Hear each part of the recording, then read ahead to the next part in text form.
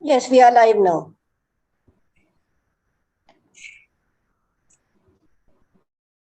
Meera, you can start.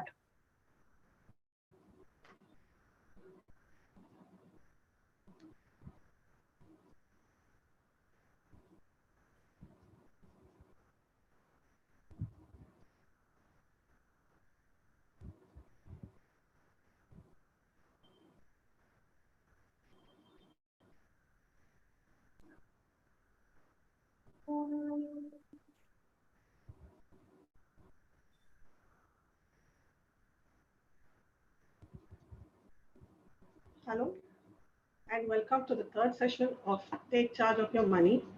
In today's session, we will delve into the topics of wills and nomination. We hope that if you have not already gotten into it, we will be able to help you on in these processes. We also hope to equip you with necessary aids suitable to complete it by yourself, this entire process. This program is being brought to you under the aegis of WICI, Women's uh, Chamber of Commerce and Industry Life and Development Council. And this is the third in the series of Take Charge of Your Money. And as of now, we have around 82,000, a whopping amount of rupees 82,000 crores, which is lying in unclaimed assets, securities, benefits, etc. This is because the person who had earned the wealth and deposited in various securities were not able to, ensure that they passed on suitably to their descendants or legal heirs. So we hope to resolve this, at least to those who are listening to this program. And in order to discuss this further, we have with us Ms. Meena Pednekar, Chief Operating Officer of K FinTech and a capital markets professional with over 30 years of experience. A warm welcome to Meena. Hello everyone. We next have with us Ms. Rashmi Sharma, a lawyer who is a partner in the legal firm Bedrock Partners. A hearty welcome to Rashmi too. Hello everyone.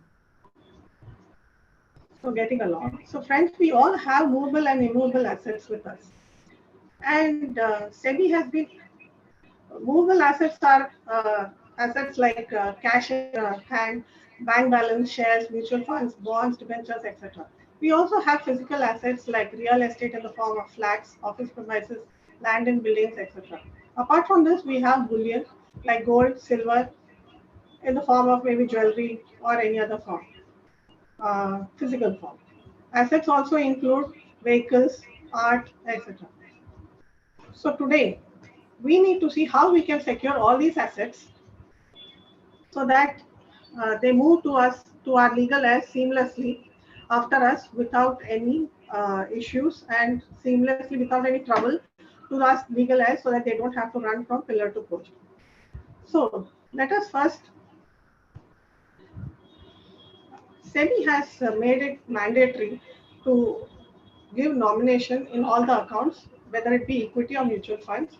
And they have given a deadline of 30th of September, by which date it has to be done. They have been very proactively pushing for nomination in all the accounts which are being regulated by them. So, uh, so there should have been a massive improvement in the number of nominations because we have seen a lot of issues that people had faced earlier. So, Meena, as a person, as a registrar of a leading registrar in India, what is your perspective on this, on the issue of nominations in the various securities that are being held by the investors? Yeah, Meera, this is about all the securities which are governed by Security Exchange Board of India. That is equity in physical and electronic, plus bonds, fixed deposit, commercial papers, and mutual funds. So everything where you have an option to give nomination, and in case you don't want to nominate, you can opt out. There are some people who want to pass on the wealth to the trust and all. They normally opt out and then they create a will.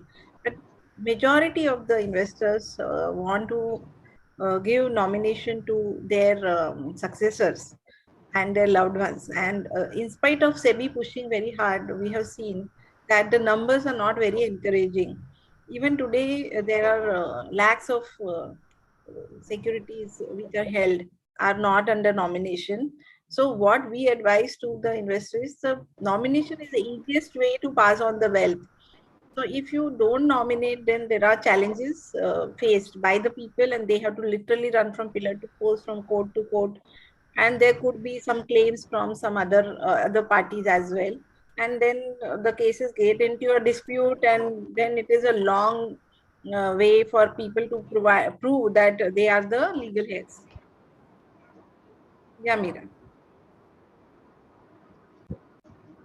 Okay. So this is about the shares that you were talking about, which are governed by SEBI. What about the other securities? We have bank, which are others, which are governed by RBI. See, when it comes to RBI nomination and SEBI nomination, SEBI has made it abundantly clear that nominee is the final owner of the securities when the transferred, and it is undisputable. Okay.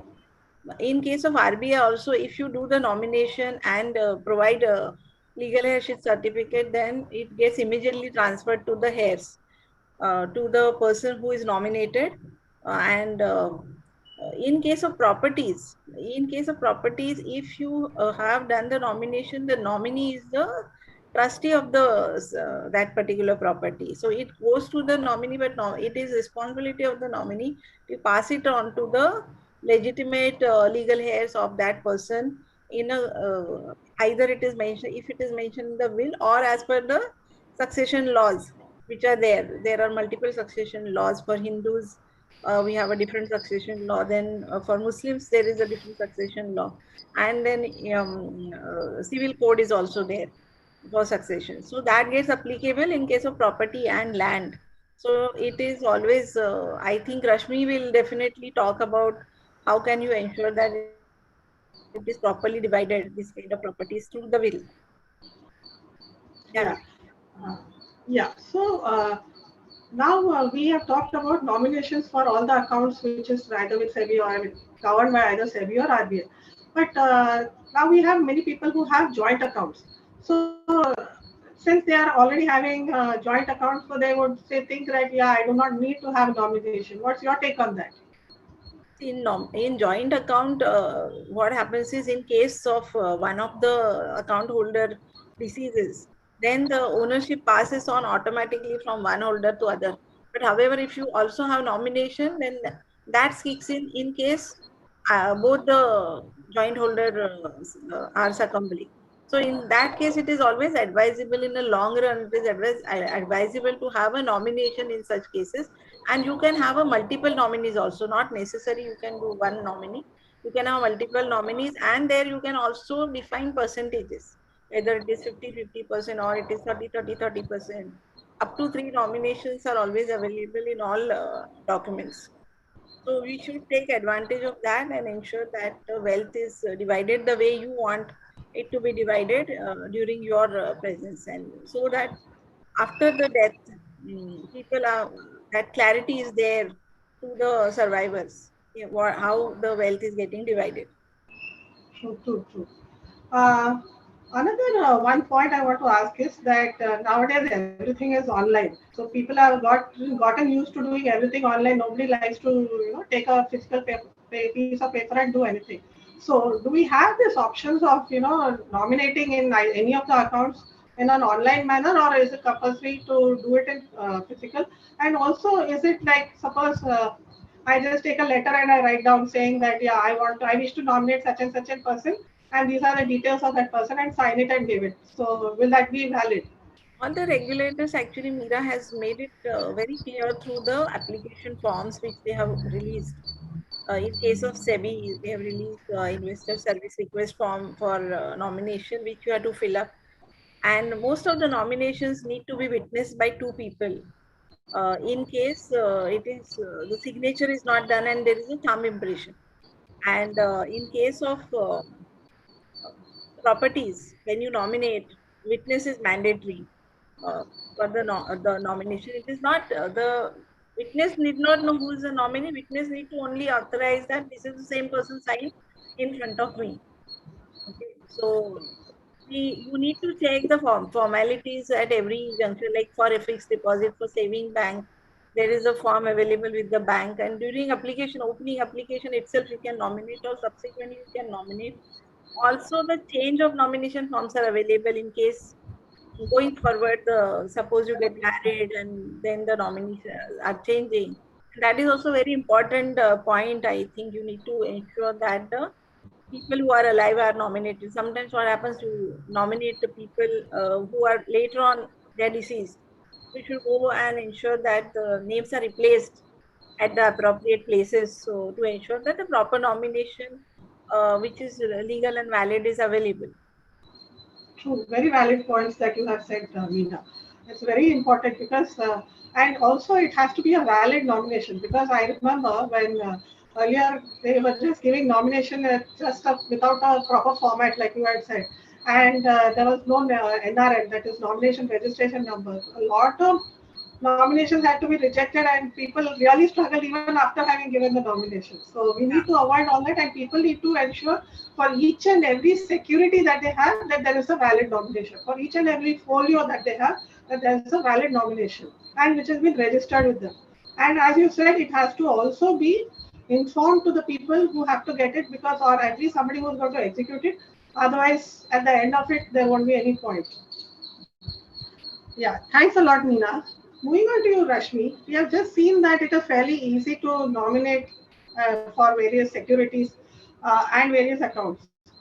And then what is now, but we also have to look at will making, like even Meena had mentioned when she was talking, that it is essential to make a will, especially in case of physical assets or which are immovable assets. So what is your take on this? What is important while to note while making a will and in the process of will making? What is your opinion on that? Or So, advice on that? so what is a will, right? A will is a document which reflects a person's intent, that how he or she wants the assets to be distributed after that person's death. And I think what happens is that, I mean, especially now, when you see that even young people have sizable, amount of wealth, and you should then have a will, because I mean, we've seen during COVID also that the life is uncertain, you don't know, and you have your survivors behind, and you want to ensure that the wealth passes, or assets pass to them, and the survivors don't struggle, running around, getting access to that wealth. So will, that's why it's important, and laws are actually pretty easy. I mean, now even as Meena pointed out, that nomination is also being introduced, compulsory nomination, even compulsorily in communicating to the institute that whether you want to nominate or not nominate. So that is, they're making it mandatory, so that the heirs get their rightful, dues, right, on the death of the parent. So, I mean, actually, drafting a will is fairly simple. You just have to, I mean, there are key elements which I'll just highlight. One is the person who's making the will should be of sound mind, should have the mental capacity, knowing what that person is writing that will. Second is the language has to be very clear, unambiguous. So whoever is reading the will, it's clear what that person intended to do with his or her assets. Third is, you have to write that this is your last will, and all the previous wills that you would have made are revoked. So there has to be a revocation clause. You have to say that this is your latest will. That language has to be there. And beneficiaries, who are your beneficiaries, and your asset description. So you need to at least, the assets have to be clearly described. I mean, mainly the key assets like your immovable properties, your like jewelry, and your, maybe paintings for some people. So all those key assets you have to comprehensively describe in your will, and then also have to say that who are your beneficiaries and what each of those beneficiaries will be entitled to. And then there will be some of the things like you should have a residuary clause to, you can't write everything in your will, but some of the things, a residuary clause that whatever is the balance will go to X person or will be equally divided between X, Y, Z. And I think it's also good to write I mean, though, nomination and all that is there, but it's good to write that whoever are the nominees will get, whatever is entitled to them. And the other thing is that you should always also have another clause to say that what happens, right? If your beneficiary predeceases you, what happens then? And I think it's also good to have that clause as well.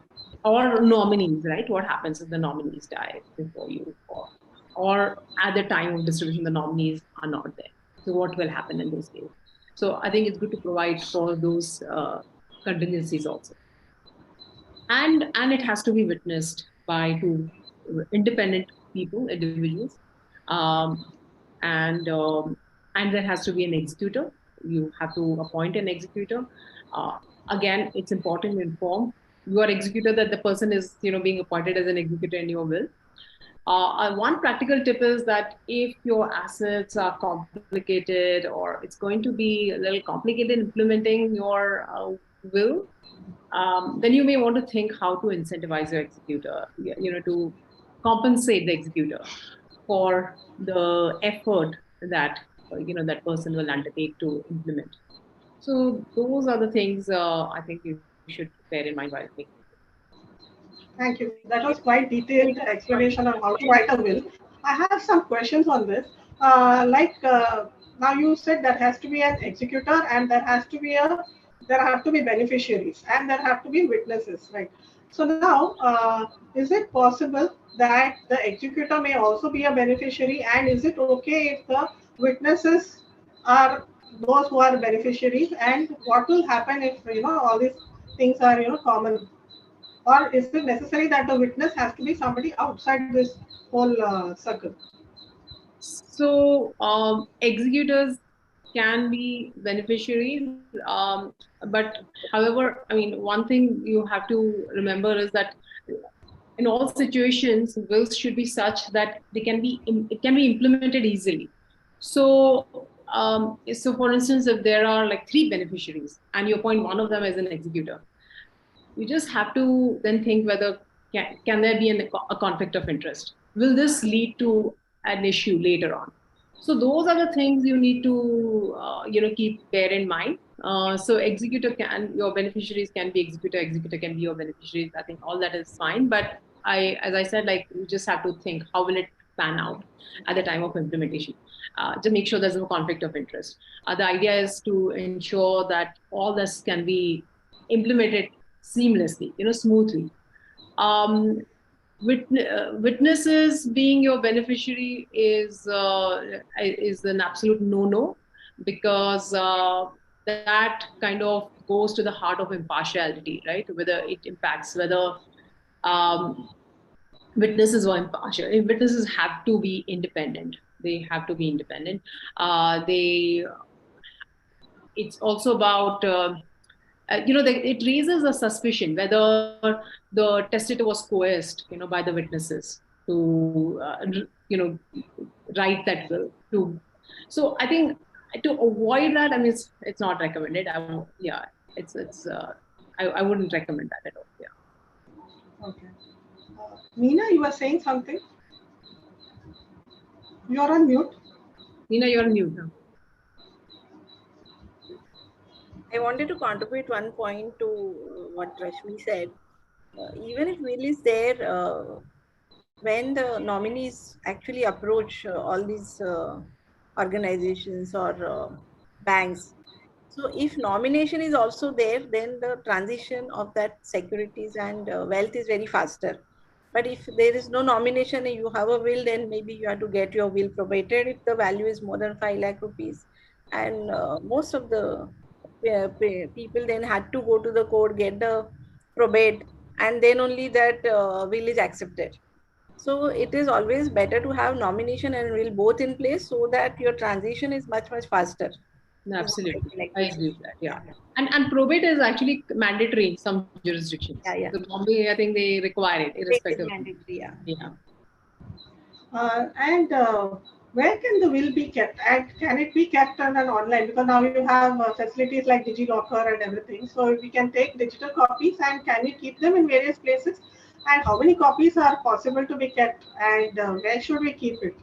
Uh, So, and again, and another issue is now if we make multiple copies and we also have revised wills or codicils coming in, how will it impact the whole process? so one is that that will has to be signed by the testator. It has to be witnessed. So all these are like wet ink signatures.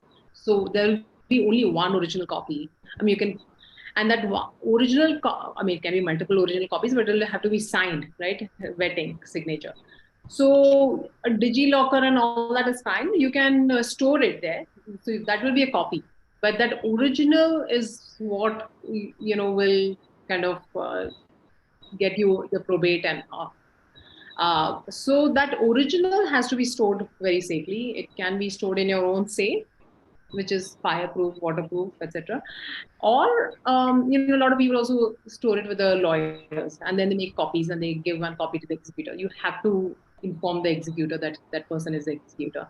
So you may choose to also share the copy of the will with the executor. You may also choose to share the copy of the will with your beneficiaries. I mean, of course, that's a personal choice, but you may choose to do that. And I mean, you obviously will have a copy yourself also. But it's good to kind of keep one copy with the lawyer or your chartered accountant, whoever. So, Okay. so there is no mandate required that you have to have a certain number of copies. It's really up to you. But yeah, there'll be one original and as many copies as you want. Okay. And another question is, can someone who is not related also be a beneficiary of the will? And if the person testator makes some person who is not related or not a legal heir as a beneficiary, names him as his beneficiary in the will, can it be contested by the legal heirs after the death of the testator? So a person can, in the will give her or his assets to whoever, the testator wants. I think that's why it's a will, where you're free to give whatever you want. However, the legal heirs can have a valid claim if that will is made in unnatural circumstances or is suspicious, or there's a sense of fraud. And if the legal heirs are able to prove that, for instance, to give an example, if um, maybe so there was one case where the will was handwritten and it was printed, and the legal heirs thought there was some mischief involved, so they went to the court, and then the court then decided whether how were the relationships between the mother and the children, and but then they found the relationship was cordial, and then they found there was a foul play involved. So the court will kind of assess, right, the veracity of the will, whether it's forged or whether it's authentic. So all those things will be there. But as long as all that is there, the will is authentic, there's no forgery, no foul play involved, then the person's will be honored. So you see cases, right, where the person gives will, I mean, or donates or bequeaths some of the property to the charitable organizations. So that happens. Like they feel that the children are well settled and they don't need so much wealth, so they give some, but like most of it can be is given to the charitable organization. That happens, and that's okay. And Neena was speaking earlier about nominations in real estate, right? So is nomination in real estate valid, and how does it impact the will? If it is also there in the will, and if it is there. And another point I want to ask here is, now suppose there's a property which is owned by two holders, okay, and one of them passes away. Then what is the impact? I mean, to whom does the share of that person's property devolve to? So if a property is owned by two people, A and B, and A passes away, then the property will not pass on to B directly. It will pass on to the heirs of A. If the A has made a will, then according to the will. If A has not made will, then according to the succession laws. So that's how it will work.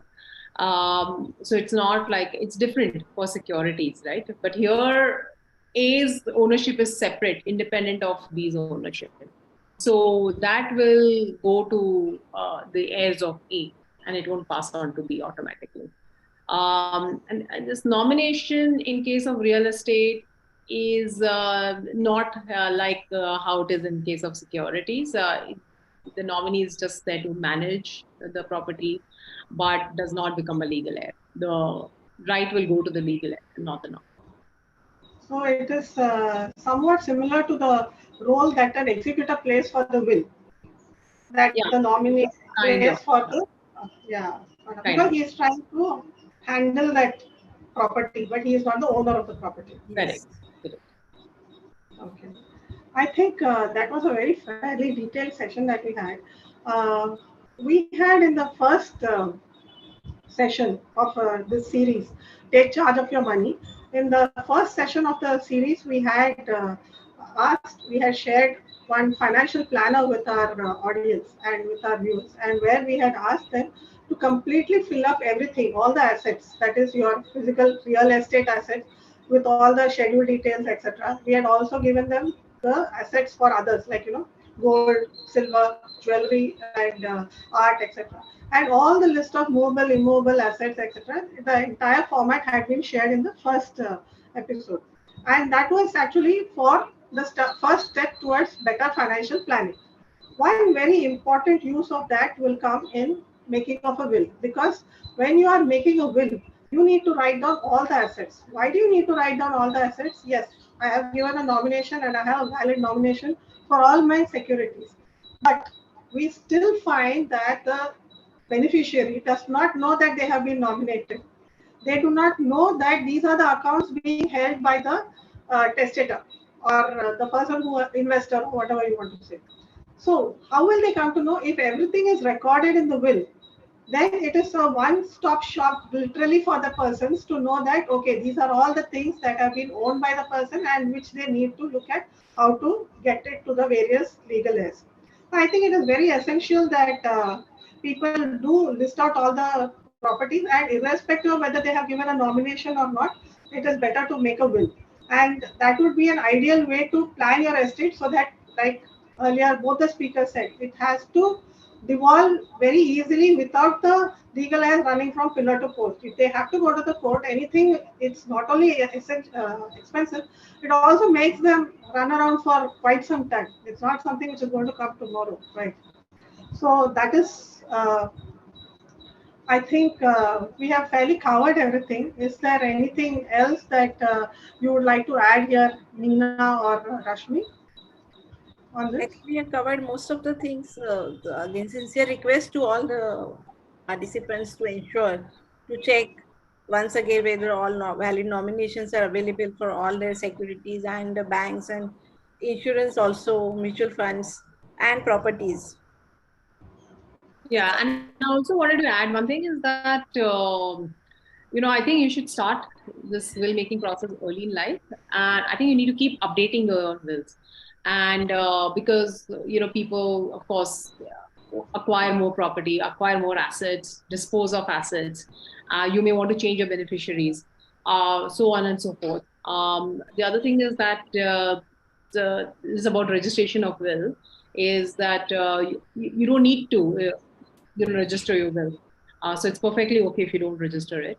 However, if you register it once, it's advisable that even your updated will is registered. So, there is no then concern that, oh, is the registered will, valid, or the will made later, is that the one which is a valid will?